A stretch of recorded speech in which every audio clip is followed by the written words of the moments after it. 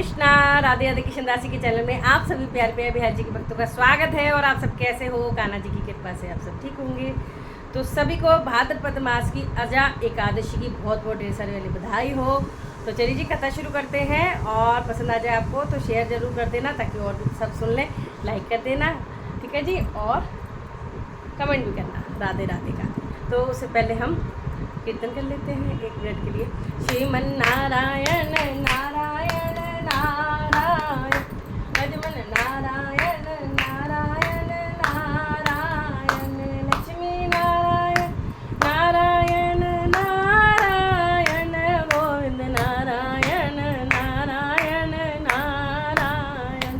बोलो लक्ष्मी नारायण भगवान की जय, श्री हरि विष्णु भगवान की जय, एकादशी महारानी की जय।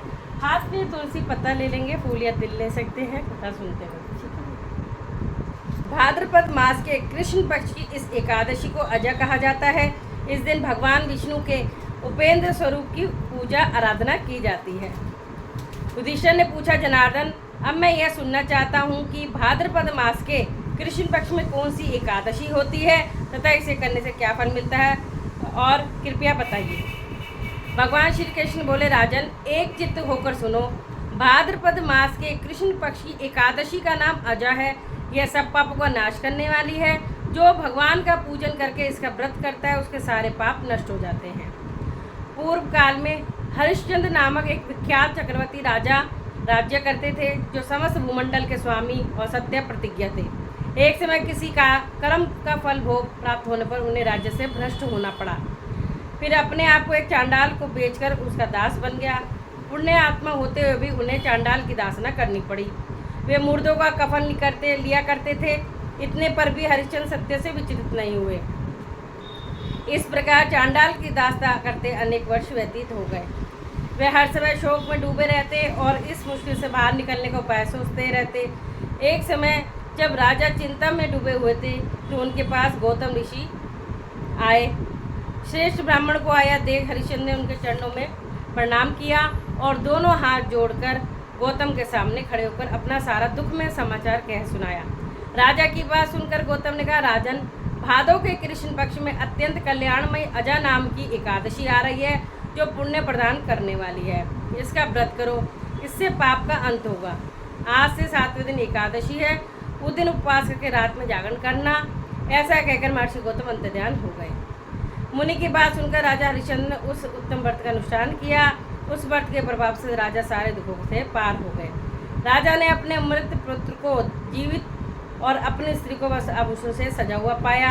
उस व्रत के प्रभाव से राजा ने अपना राज्य पुनः पाया और अंत में सपरिवार स्वर्ग को गया, जिसके पढ़ने और सुनने से अश्वमेध यज्ञ का फल मिलता है।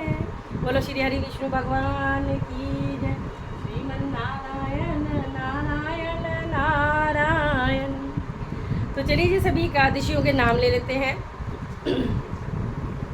उत्पन्ना एकादशी, मोक्षदा एकादशी, सफला एकादशी, पुत्रदा एकादशी, शर्तिला एकादशी, जया एकादशी, विजय एकादशी, आमल की एकादशी, पाप मोचनी एकादशी, कामदा एकादशी, वरुधनी एकादशी, मोहिनी एकादशी, अपरा एकादशी, निर्जला एकादशी, योगिनी एकादशी, देवशनी एकादशी, कामिका एकादशी, पुत्रदा एकादशी, जो आज है भाद्रपद मास की अजय एकादशी, और जो अगली आएगी वो हैगी परिवर्तनी एकादशी, ठीक है जी, वो भी भाद्रपद मास की होगी। फिर इंदिरा एकादशी, पापनगुंशा एकादशी, रमा एकादशी, प्रबोधनी, पद्मनी और पद्मा एकादशी। तो राधे राधे सभी को। सभी एकादशी का व्रत जरूर से करा करें। कृष्ण पक्ष की हो चाहे शुक्ल पक्ष की हो, दोनों एकादशी समान होती हैं, इसलिए आपको दोनों का ही व्रत करना चाहिए। दोनों के एकादशी महात्मा सुनने चाहिए। अनंत गुना फल मिलता है। इस दिन चावल नहीं खाते हैं और ना ही भोग लगाते हैं। अगले दिन द्वादशी को चावल जरूर से भोग भी लगता है। ठाकुर जी को किसी भी रूप में चावल का भोग लगाएं और चावल का आप दान भी कर सकते हैं। जय जय श्री राम।